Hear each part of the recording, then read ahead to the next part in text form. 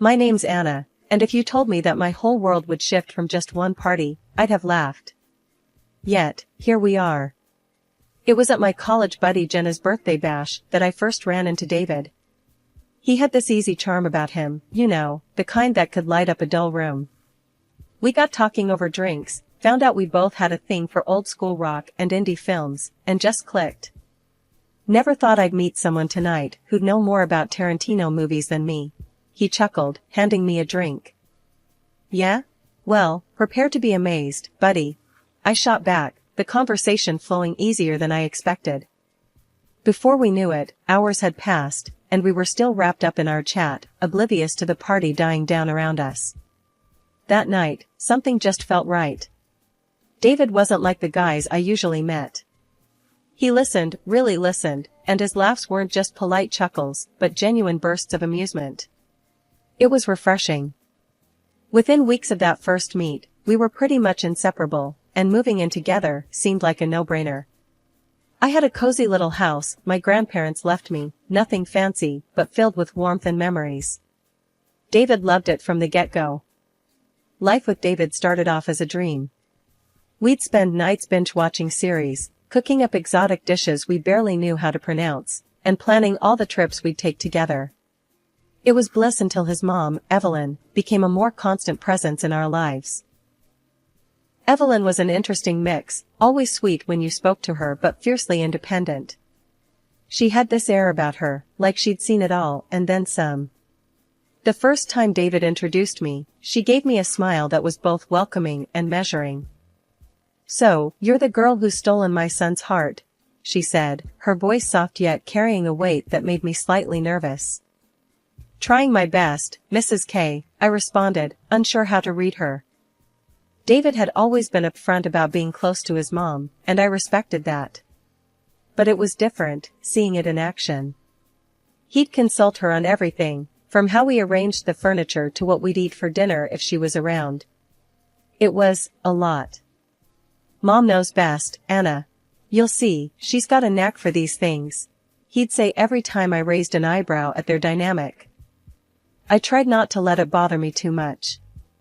After all, in every other way, David was the perfect partner, supportive, loving, and always making me laugh when I needed it the most.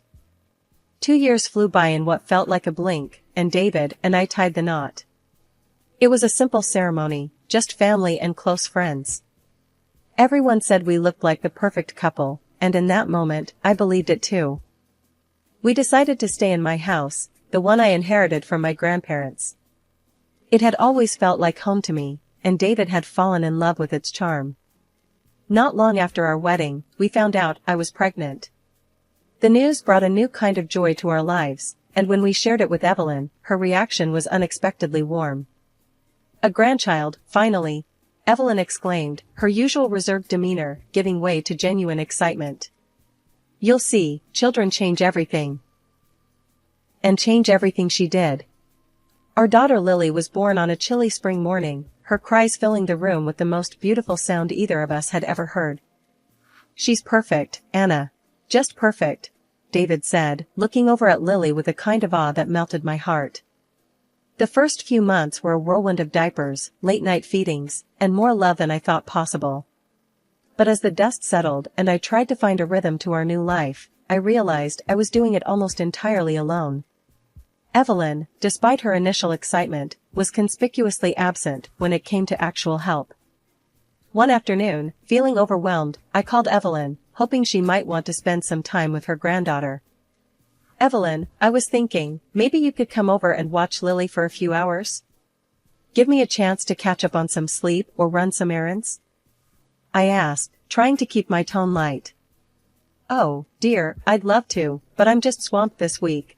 Evelyn's voice was apologetic, but I detected a note of dismissal that wasn't there before Lily's birth. "You're young, Anna. You'll figure it out." I did. I was taken aback, not just by her refusal, but by the implication that asking for help was a sign of weakness. When I told David about the conversation later, hoping for some support, his response only deepened my frustration. "Mom's right, Anna. She raised me mostly on her own, you know. We can manage," he said, not unkindly, but firmly. Yeah, but wouldn't it be nice to have some help? Your mom seemed so excited about Lily. I pressed, feeling the gap in our expectations widening. David shrugged, a gesture that spoke volumes. She was excited about being a grandma, not a babysitter. We'll be fine, Anna. Really. I loved him, and I loved Lily more than life itself, but I couldn't shake the feeling of isolation that crept in with each passing day. I was a marketer by profession, valued at my job, relied upon for my skills and creativity. Yet at home, I felt increasingly like I was expected to be a superwoman, capable of managing everything without falter. Life with a toddler was a beautiful chaos, but after 3 years of sleepless nights and endless days, the walls of our home seemed to close in on me. I needed a change of scenery, badly. That's when I got the idea for a family vacation to Italy. David, what do you think about taking a trip to Italy this summer? I asked one evening as we were cleaning up after dinner. Lily was at my feet, playing with her toys, blissfully unaware of my growing wanderlust. Italy, huh? David looked up, surprised, but intrigued. That sounds amazing, babe. Lily would love it too, her first big trip. Excitement bubbled inside me as I pulled up some travel blogs on my laptop, showing him pictures of the Amalfi Coast, Rome, and Venice. We could visit the beaches, see some historical sites, and just relax. It'd be good for us, don't you think? Yeah, absolutely. Let's do it. He agreed, his enthusiasm matching mine. But just as I was about to start looking into flights and accommodations, he added, we should tell my mom about this. She hasn't been anywhere in years, remember? The mention of Evelyn slightly dampened my spirits, not because I disliked her, but because I knew what her joining might imply for our vacation dynamics. Still, I nodded. Sure, let's tell her. She might enjoy it. The next day, we invited Evelyn over for coffee to break the news. As soon as we mentioned Italy, her face lit up, then just as quickly fell. Oh, Italy. I haven't been anywhere for so long. She sighed, a hint of sadness in her voice. David jumped in before I could say anything. Mom, why don't you come with us? It'd be great to have you along. Evelyn's eyes widened with delight, then she turned to me. Would that be all right with you, Anna? I don't want to impose. I mustered my warmest smile, despite the reservations churning in my stomach. Of course, Evelyn. It'd be lovely to have you join us. Evelyn hugged me, her gratitude genuine. Oh, thank you, dear. This means the world to me. Later that night, as I lay in bed browsing through hotel options, the reality of the costs began to sink in. A family room for 4 was significantly cheaper than separate accommodations, but it still stretched our budget. David, we might need to cut back on some of the outings to make this work financially, I murmured, showing him the figures on my screen. Don't worry, babe. You always figure things out, he replied, his tone reassuring yet absent, as if the details were just minor nuisances that would sort themselves out. I sighed, closing my laptop. Managing this trip was turning into a project, but the thought of seeing Italy, of watching Lily play on foreign beaches, kept my spirits up. I'd make it work, somehow. After all, wasn't that what I always did? One evening, I spread out all the travel brochures and budget sheets across the kitchen table, trying to make sense of our finances. David wandered in, grabbing a soda from the fridge. Looks like a command center in here, he joked, taking in the chaos of papers and maps. Feels like one too, I replied, not quite sharing his humor. I'm trying to figure out how we can afford the extra costs for your mom without skimping too much on our actual vacation. David popped the tab on his soda, taking a sip before responding. Well, she's really excited, Anna. Maybe we can just do fewer touristy things. Spend more time relaxing instead? I nodded, though the thought of cutting back on the experiences I had been dreaming of stung a bit. Yeah, maybe. Also, I need to sort out something for Evelyn's pets. She doesn't want to leave him alone. Oh, right, David said, his brow furrowing slightly. What's the plan? I'm thinking of asking Rachel to look after them. I'll have to see if she's available and willing to handle Evelyn's zoo, I said, only half joking. Later that week, I caught up with my friend Rachel at a local cafe to discuss the pet-sitting situation. Rachel had always been the go-to for favors like this, but I knew it was a big ask. So, I hate to be a pain, but I have a huge favor to ask, I started, stirring my coffee nervously. Rachel smiled, her easygoing nature a comfort. Shoot. What do you need? It's about the Italy trip. Evelyn's coming with us, and I need someone to take care of her puppy and 2 cats. Could you, maybe help out? I asked, hopeful, but feeling the imposition. Rachel paused, then nodded. Sure, I can do that. Just show me what needs to be done. How long are you guys gone? 2 weeks. And you'd be a lifesaver, really. Evelyn's pretty particular about her pets, I explained, feeling a mix of relief and guilt.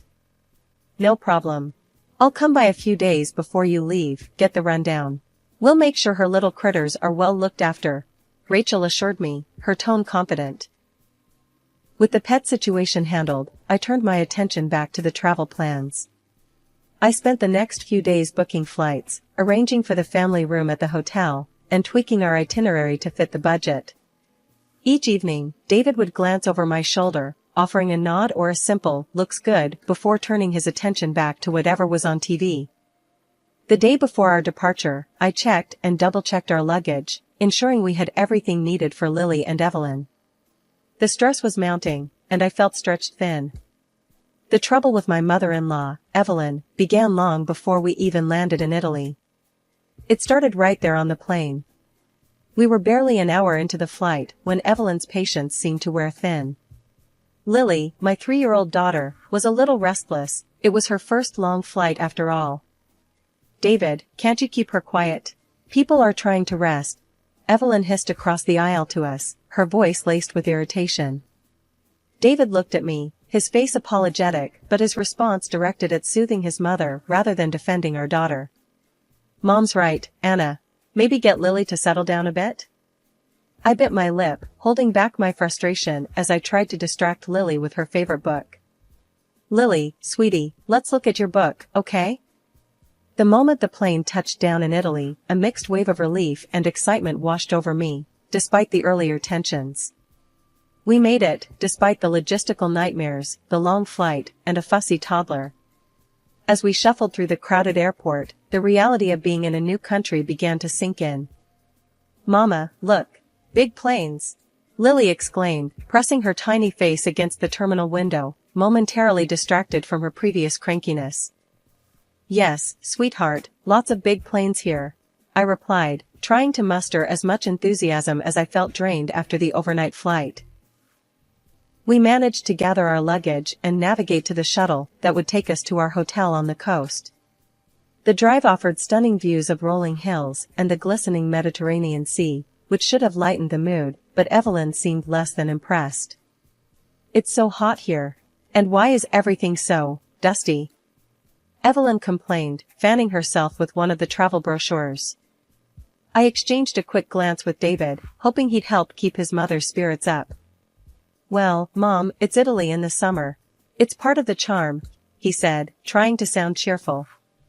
When we finally arrived at the hotel, the beauty of the old building with its ivy-covered walls and panoramic sea views struck me. I hoped this would lift everyone's spirits. Here we are, I announced. Let's check in and get settled. The lobby was cool and inviting, a welcome respite from the heat. As we approached the front desk, I handled the check-in process, confirming our reservation for a family room. Evelyn peered over my shoulder as I spoke with the receptionist. Make sure we have separate rooms, Anna. I need my space, especially after that flight, she whispered harshly into my ear. I paused, taken aback by her tone. Evelyn, I booked a family suite. It's spacious, and I thought. I don't care what you thought. I told you I needed my own room, Evelyn interrupted, her voice stern. The receptionist, catching the tension, quickly interjected. I'm sorry, but we are fully booked at the moment. I can put you on a waiting list for a separate room, and we might have one available in a couple of days. Evelyn huffed, clearly not satisfied. Fine. I suppose I'll have to manage until then. We made our way to our suite, which was beautifully decorated and overlooked the sea. I thought it was perfect. Look at this view, Evelyn. It's not every day we get to see something like this. I tried to lighten the mood as we entered the room. Evelyn, however, was already inspecting the bedrooms, her displeasure evident. I guess it'll have to do. But I expect that separate room as soon as it's available, she stated, making no effort to hide her annoyance. Of course, Evelyn. I'll make sure of it, I assured her, feeling the tension rise. 2 days after we arrived in Italy, Evelyn finally moved into her own room. I breathed a sigh of relief, thinking maybe now we could all enjoy a bit of what this vacation was supposed to offer. But the tension didn't dissipate as I'd hoped, it just shifted. The very next morning, at breakfast with all the hotel guests milling around, Evelyn dropped another bomb. Lily, stop calling me grandma in public. It makes me feel old. Just use my name, she said sharply, right in front of everyone. Lily looked at me, her big eyes filling with confusion and hurt. I was floored. Evelyn, she's just a child. She's excited to be with you. I tried to keep my voice even, but the sting of her words bit deep. Evelyn waved a dismissive hand. I'm here to relax, Anna, not to play the doting grandmother. You need to respect that. My frustration mounted, but before I could respond, David chimed in. Mom's right, Anna. Let's just keep things light. We're on holiday. His words felt like a betrayal. Not wanting to make a scene, I swallowed my anger and nodded, though inside, I was reeling. The next incident came a few days later. I woke up to find both David and Evelyn missing. Confused, I asked the receptionist, who informed me that they had rented a car and gone out for the day. They hadn't even bothered to tell me or invite us. When they returned in the evening, arms laden with shopping bags filled with high-end fashion and jewelry, the exclusion felt deliberate. They were chatting and laughing, caught up in their own little world. Look at this, Anna, isn't it gorgeous? Evelyn flaunted a new necklace, the price tag of which could have funded our entire family's meals for days. I bit my lip, forcing a smile. It's lovely, Evelyn. David then showed off some of his new clothes, completely oblivious to my growing dismay. Got some great stuff today. That's when I noticed the logos. This wasn't just any shopping spree, it was extravagance at its peak. Panic set in. David, how did you pay for all this? I asked, my voice tight. His face fell slightly. Oh, I used the joint account. It was easier. The joint account, our savings for emergencies and significant expenses, not luxury shopping. You used our savings to buy all this? My voice cracked, the betrayal hitting me like a physical blow. David's response was defensive. Why not? We're on vacation, Anna. Why can't we indulge a little? A little? I shot back, my temper flaring. You didn't think to discuss it with me first? And what about Lily and me? You didn't think to include us in your plans today, or even buy something small for your daughter?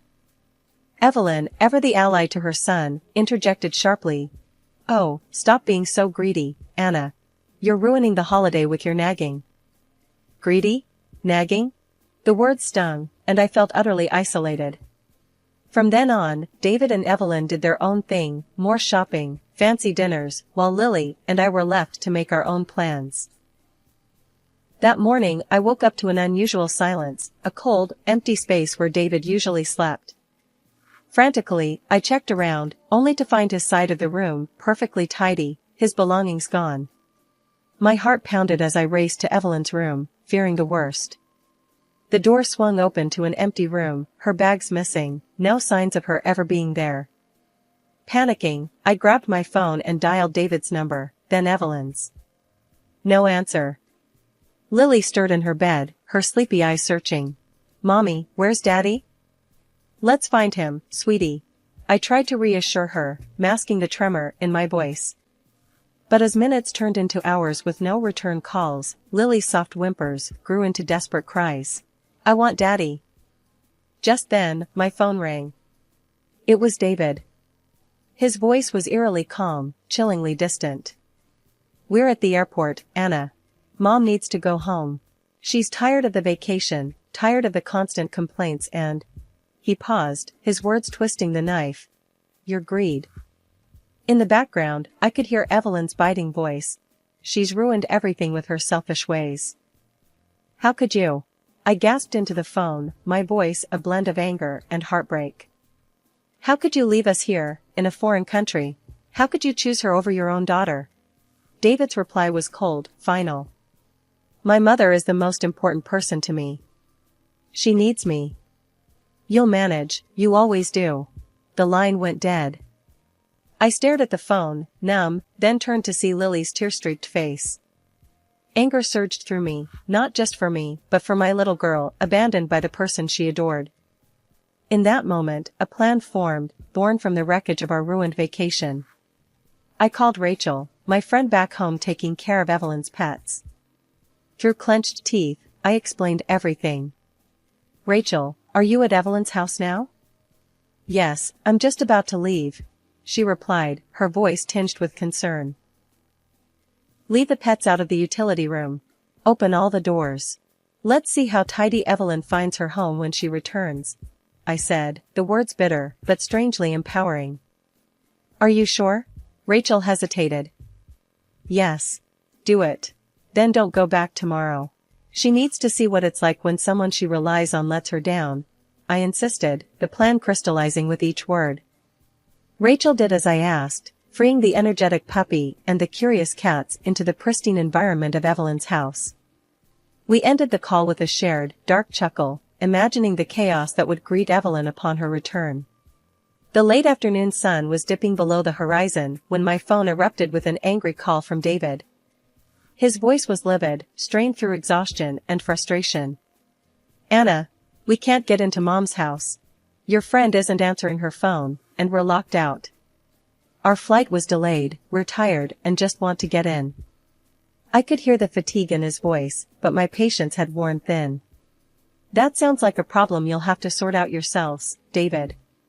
I'm not your keeper."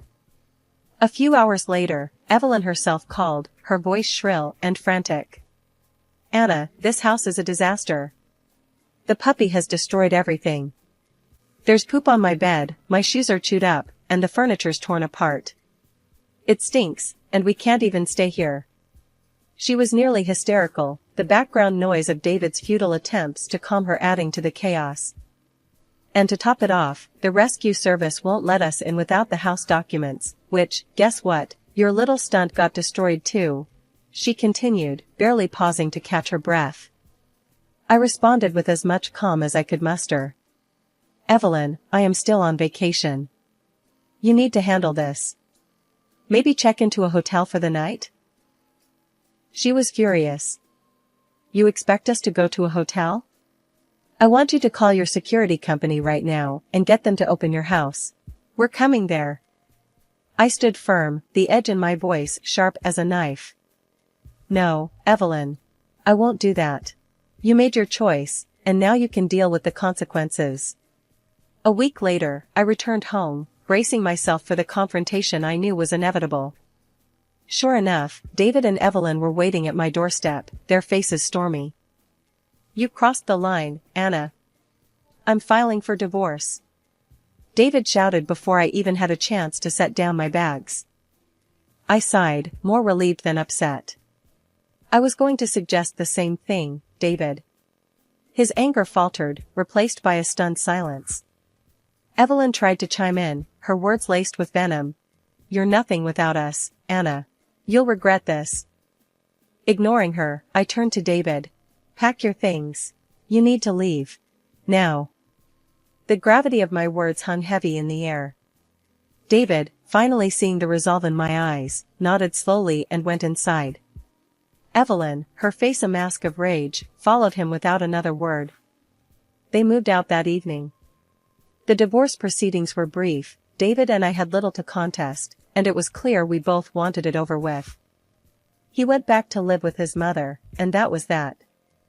Now, as I sit in the quiet of the home I fought to protect, I realize I've regained more than just my independence. I've reclaimed my peace, my dignity, and a life where I no longer have to compromise my happiness for someone else's selfishness.